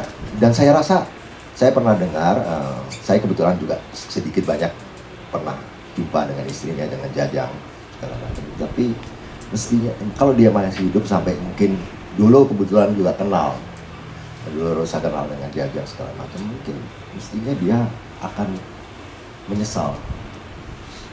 Tapi penyesalan itu mungkin sudah sangat terlambat dan tertanam dengan image itu. Dan di generasi saya dan kemudian generasi berikut tahun 80 tidak ada yang berani memutar lagu ini karena langsung diasosiasikan sebagai PKI, dan PKI itu kejam, jahat, segala macam, pembunuh. Nah, saya nggak tahu cara mengcounter cara seperti ini kecuali memang bagi generasi anak-anak saya, generasi Z yang tidak sama sekali tahu tentang itu, bahkan sangat mengapresiasi lagu genjer-genjer tadi, dan mungkin dalam beberapa sudah banyak yang bukan hanya artinya sebagai lagu folk, ini kan seperti lagu folk ya, lagu rakyat ya. Sebagai lagu rakyat itu satu komposisi yang beatnya cukup sederhana sebenarnya, mungkin Mas lebih tahu, tetapi membuat orang enak gitu, bergoyang, ketagihan, kemudian apalagi itu diciptakan lagu pada zaman Jepang kan. Tapi itu diciptakan oleh satu musisi yang menceritakan kondisi luar biasa pada zaman Jepang, kelaparan, waktu itu ada Romusa, kerja paksa segala macam, dan rakyat kebanyakan hanya bisa menanam genjer, dan itu kan tanaman yang sebenarnya kayak kangkung aja, model kangkung yang bisa dimakan dan tidak beracun, cukup ada gizinya, zat besinya lumayan, segala macam gitu. Oke, yang saya mau bilang mungkin memang perlu satu generasi yang bertemu dengan lintas generasi yang bisa mendiskusikan lagu seperti ini saja, itu sudah sesuatu yang luar biasa, dan mengkomposisi, mengaransemen lagu ini juga luar biasa. Oke, itu sih. Terima kasih Mas Harwi tadi ya atas banyak sekali pencerahannya. Tapi Gen Z itu mereka generasi yang sangat adaptif gitu ya. Kalau saya hanya punya kekaguman gitu sama generasi Z karena mereka mampu tadi punya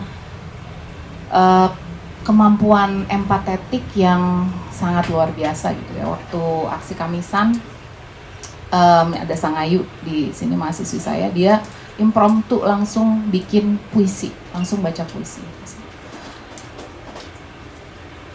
Tidak terlalu ada persoalan ideologis yang dipikirkan saat kita menyaksikan misalnya Ibu Sumarsi berdiri dengan payung hitam. Tapi suatu perasaan mendengarkan Ibu Sumarsi bercerita, saya masih menunggu Wawan untuk pulang. Tidak tahu rasa menunggu yang tidak ada habisnya itu ya, kalau dari cara Bu Sumarsi menceritakan. Jadi untuk generasi ini membayangkan dirinya di dalam posisi itu, membayangkan ibu itu, menurut saya kita penting mengetahui tadi teori-teori ilmu-ilmu sosial, kritik terhadap kapitalisme secara teoritik dan terstruktur, itu penting untuk kita pelajari. Tapi tadi pada dasarnya bagaimana kita menempatkan diri kita di dalam keadaan-keadaan itu, bagaimana kita memungkinkan ada rasa empati dan antar wajah yang seperti itu. Jadi yang disaksikan itu bukan cuman teori saja, tapi wajahnya, yang kita ingat itu wajahnya. Jadi saya rasa itu juga bagaimana ingatan ini berjalan. Termasuk contoh-contoh misalnya saya terlibat di dalam penelitian mengenai paduan suara dialita. Cara para penyintas ini mengingat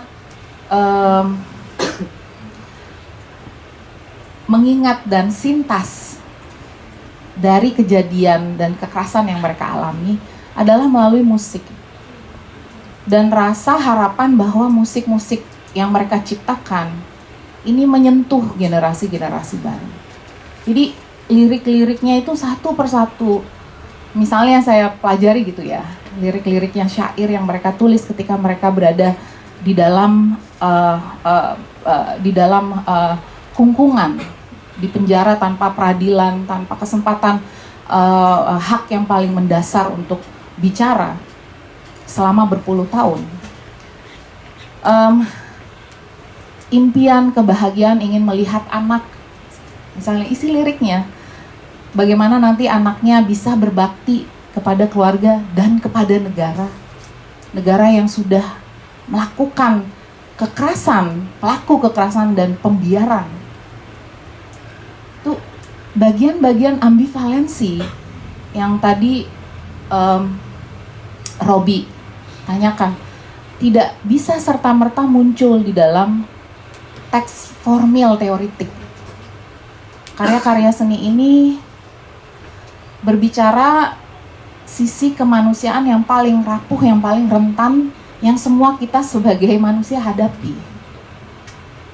Jadi ini yang saya lihat bagaimana tersaling terhubungnya kita dari rasa kesanggupan kita merasakan kesedihan itu, kedukaan itu misalnya.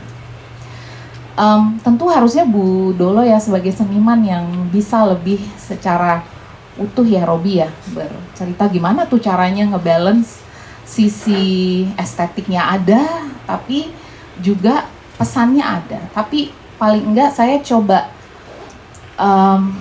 tadi juga sama pertanyaannya Bima, saya coba kasih mungkin pandangan yang agak berbeda dalam pengertian gini, nggak hanya bahwa seni itu punya keampuhan untuk melanjutkan emosi yang real dirasakan oleh seseorang, yang dimungkinkan secara intersubjektif kita mencoba merasakan hal yang sama.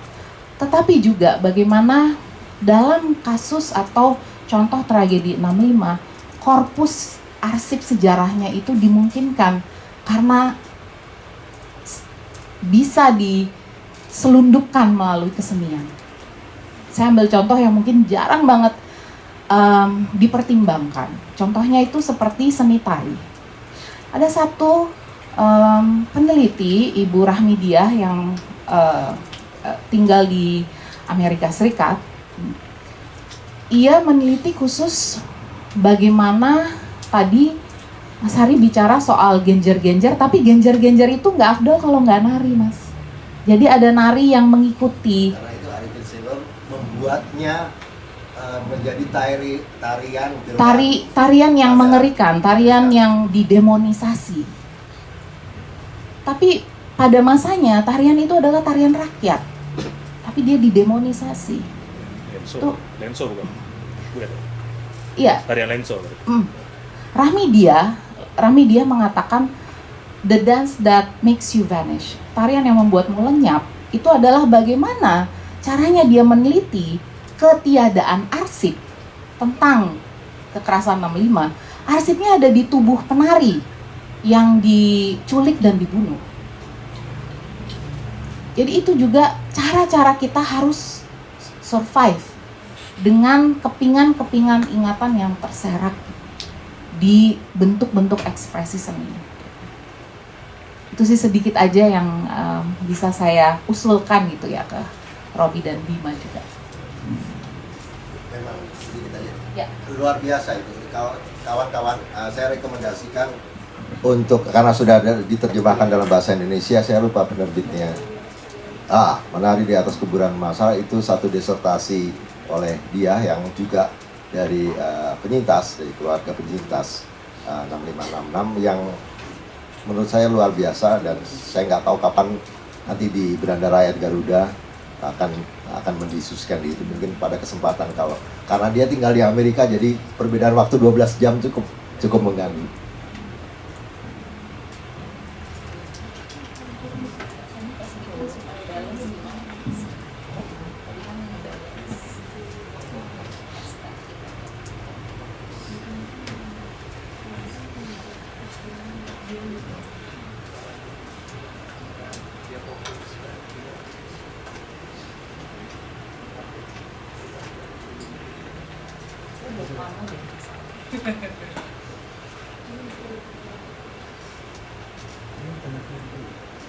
Secara Anda seniman. Oke, sambil menunggu mungkin izin ya. Nah, bagaimana cara kita melawan kelompok-kelompok populis? Tadi siapa populis itu? Raffi Ahmad ya? Siapa lagi? Atta Halilintar. Nah, bagaimana kita melawan orang-orang populis itu? Jadi saya baru baca buku bagus banget. Buku susah tapi bagus. Judulnya itu Pendidikan Kaum Tertindas. Ada yang udah baca ya di sini ya? Nah, itu ada bilang bahwa ada 3 kelompok itu, kelompok penindas, tertindas, sama pemimpin revolusi. Nah, pemimpin revolusi ini tugasnya adalah bersama-sama dengan kelompok tertindas untuk menjadikan manusia gitu. Nah, kita kan, saya anggap kalian ini sebagai pemimpin revolusi. Nah, PR-nya adalah apa masalah utama untuk pemimpin revolusi ini mengangkat derajatnya kelompok tertindas gitu. Adalah mereka itu pengen terlalu cepat meraih kekuasaan. Jadi ketika disodori sedikit uang gitu, nah mereka langsung berbalik tuh. Nah ini juga yang terjadi ketika saya ngobrol gitu sama kuli, man. Kuli itu ada sebuah asosiasi. Ketika mau kerja jadi kuli di situ harus bayar 200.000. Nah ini kan pemimpin revolusi yang kena sogok aja udah mengkapitalisasi gitu. Dan satu contoh lagi, misalnya ada pemimpin BEM atau yang kritis banget, ditawari kekuasaan sama Prabowo gitu. Nah, itu dimakan gitu sama dia itu. Nah, terus pertanyaannya tuh justru saya itu sebagai yang katakanlah pemimpin revolusi gitu. Kalau di dalam bukunya gitu. Nah, bisa jadi kalau saya sudah gede nanti ditawarin ini tiket ke IKN, bisa jadi saya mau gitu. Mungkin saya masih muda, belum ada tanggungan gitu. Saya masih liar gitu. Masih, pemerintah sialan gitu. Lah, ketika saya sudah beranak pinak mungkin ya, ditawarin seperti itu siapa yang nggak ngiler gitu. Nah, jadi orang-orang seperti saya ini, katakanlah, atau seperti kalian sebagai pemimpin revolusi gitu. Nah, itu bagaimana caranya gitu agar konsisten gitu, tidak nengok kanan kiri gitu. Karena ada banyak kasus gitu. Ada yang dulu gembar-gembor menyuarakan ini 98, begitu kasih kekuasaan ikut juga gitu. Nah itu dia. Menurut saya masalah finansial sih yang membuat kita itu sebagai pemimpin revolusi itu menengok.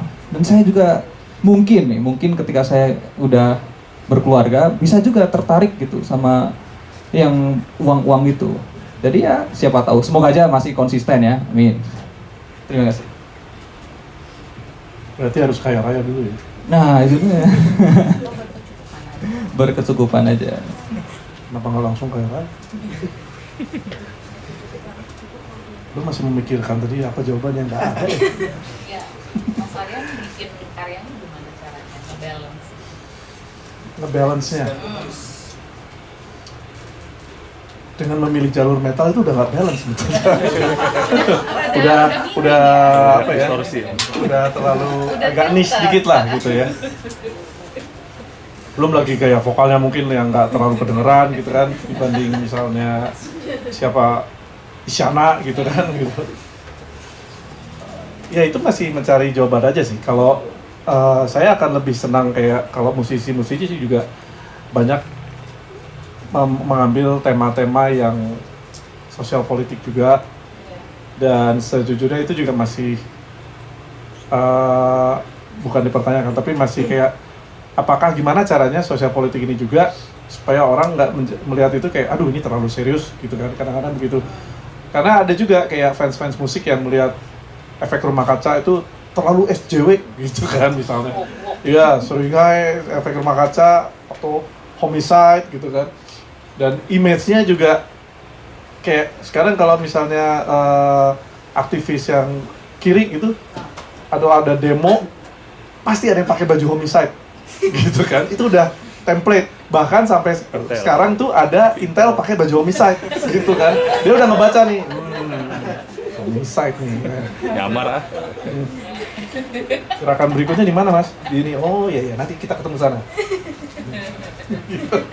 Gitu. Jadi udah mulai kebaca. Tapi ya itu emang nggak bisa dihindari. Yang saya harapkan sih dari musisi-musisi kalau yang dari ranah musik ya, itu ya mungkin akan lebih peduli. Tapi sekarang juga banyak teman-teman musisi muda kayak Hindia gitu yang dia mungkin untuk secara lirik belum ada yang kesana, tapi aktivitasnya banyak aktivisme gitu. Dia mulai seru gitu kan.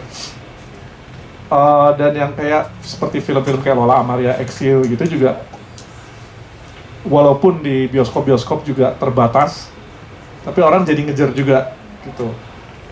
Gue suka membayangkan kan kalau kita nonton misalnya film-film dokumenter di Netflix misalnya, itu dokumenter apapun dikemas jadi menarik.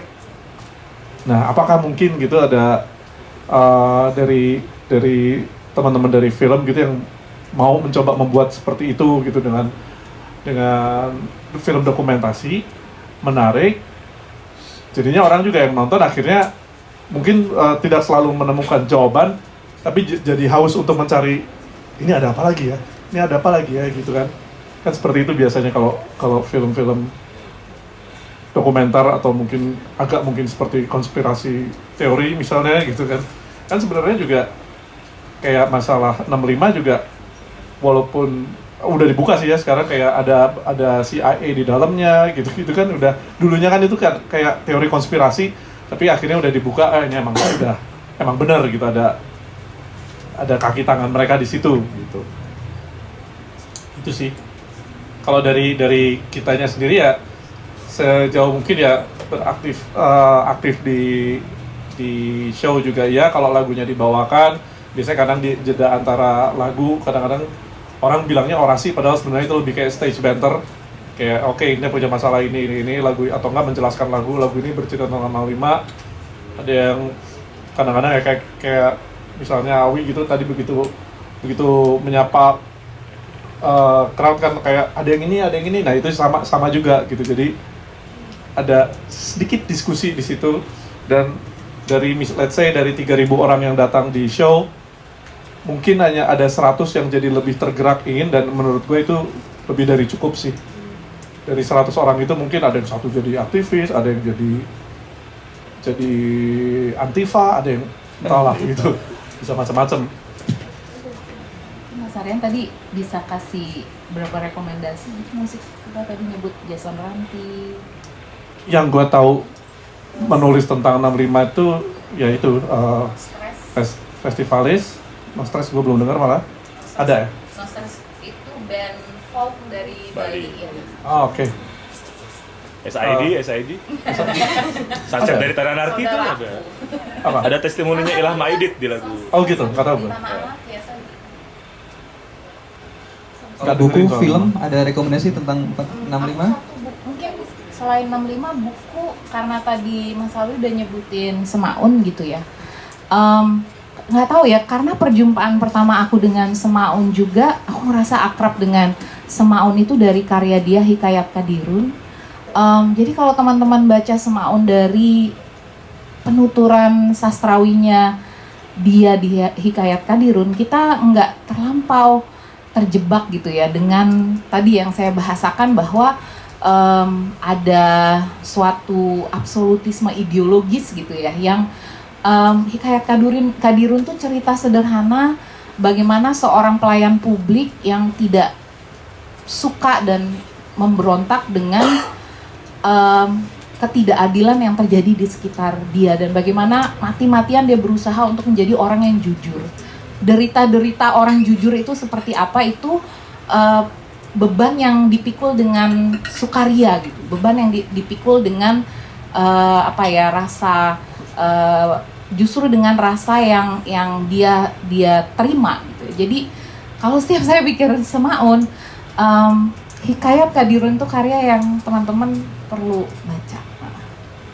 Film Jagal, Senyap, Eksil, ya cerita-cerita yang horor gitu, teman-teman mahasiswa, kita hening lama sekali setelah pemutaran itu ya, mencoba mencerna atrocity yang seperti itu, keganasan, kekejian yang seperti itu,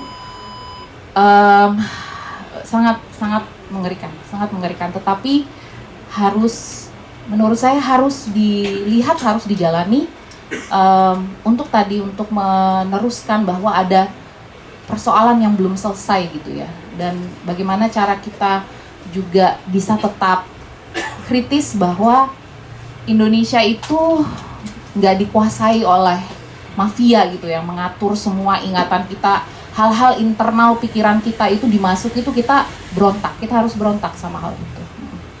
Nambahin satu lagi, untuk film Jagal dan Senyap itu bisa ditonton gratis ya di YouTube, dan dari segi sinematik tuh luar biasa banget, itu masuk nominasi Oscar, dan gue jamin tidak tidur seperti nonton film pemberontakan G30S, itu bagus banget pokoknya. Oke ya, mantap. Sejujurnya gue nonton itu, dan ketika belum tahu nonton Kiraman G30 itu menikmati. Iya, nggak tahu sih. Dia nggak 4 jamnya memang lamaan, tapi kayak jalurnya gitu, jadi itu emang alat propaganda yang memang. Nontonnya yang ditancap layar tancap itu mas, saat itu di sekolah. Bukan sekolah, bioskop. Oh. Jadi kayak tiap hari libur, bioskop, semua nonton. Oke. Ada yang pingsan, ada yang Iya. Diskusi yang menarik nih. Jadi kita selain diskusi soal kasus dari peristiwa 65 sendiri, bicara kasus, tapi tadi kita juga mengakhiri diskusi kita dengan bertukar rekomendasi buku, rekomendasi film. Nah, ngomongin soal rekomendasi lagu, musik gitu, film dan buku, ada satu iklan sebentar mengenai mengenai buku yang juga bagus. Mungkin untuk Mbak Jen Rosalina, boleh.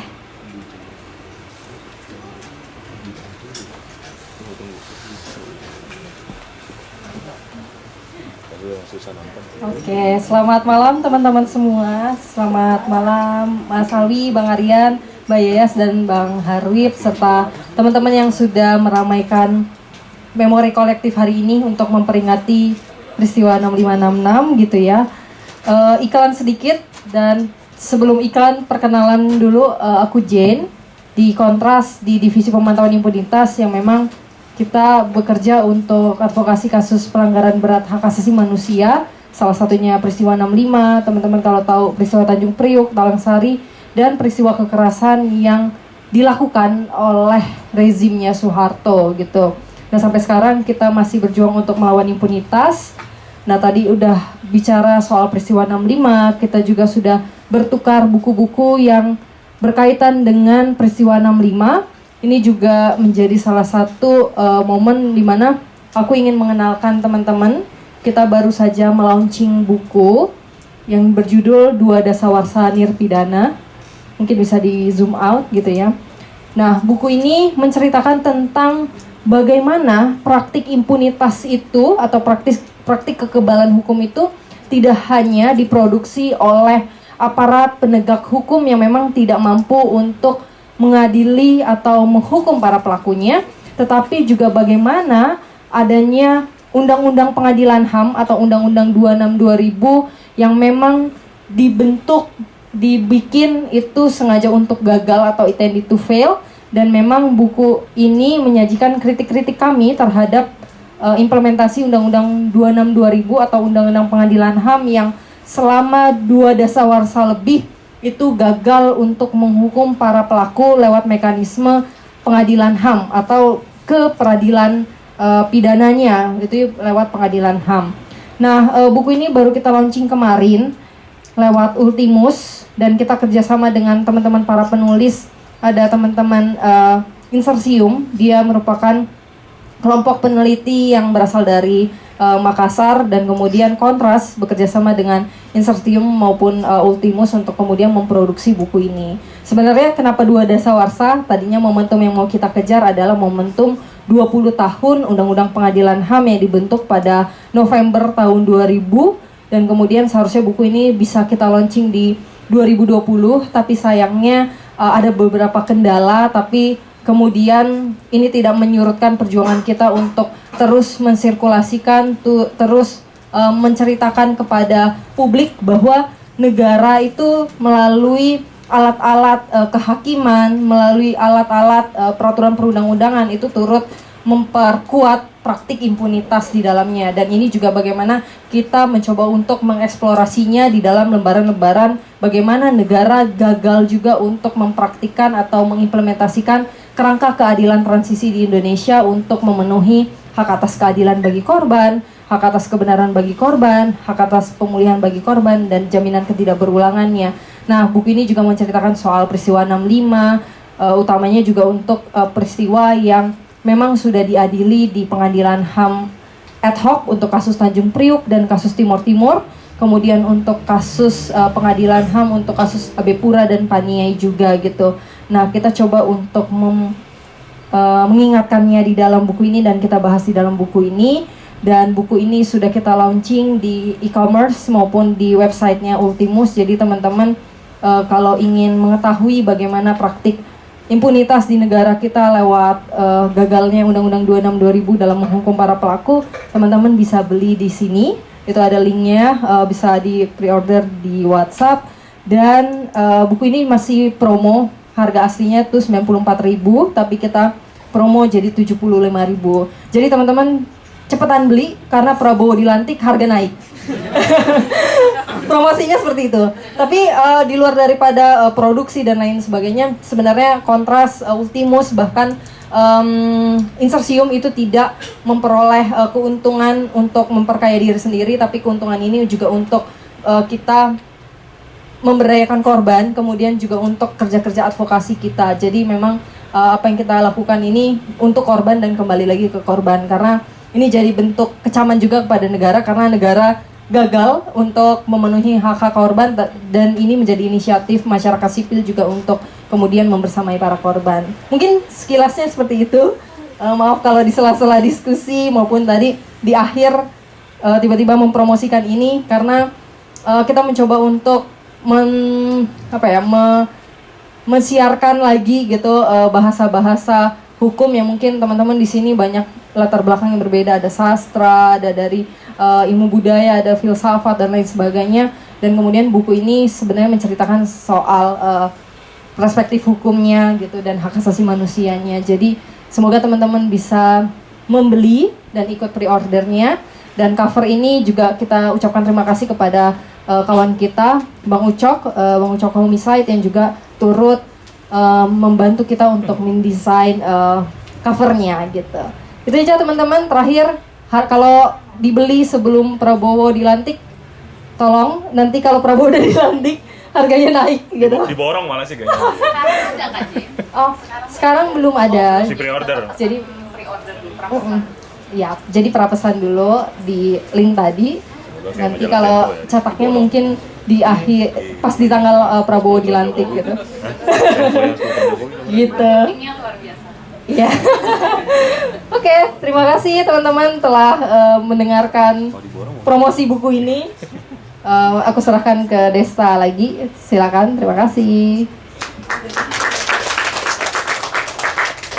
Ya, jadi itu tadi teman-teman buku Dua Dasawarsa Nirpidana yang mengulas soal kritik terhadap Undang-Undang Nomor 26 Tahun 2000 tentang Pengadilan HAM yang digunakan sebagai landasan hukum untuk mengadili kasus pelanggaran berat HAM dibawa ke pengadilan. Dan kalau tadi ketinggalan QR code-nya, teman-teman bisa menuju ke Instagramnya Ultimus Bandung atau ke Instagramnya Kontras _ update untuk membeli buku itu tadi. Mungkin aku mau balik ke diskusi tadi kita tadi udah sangat menarik gitu.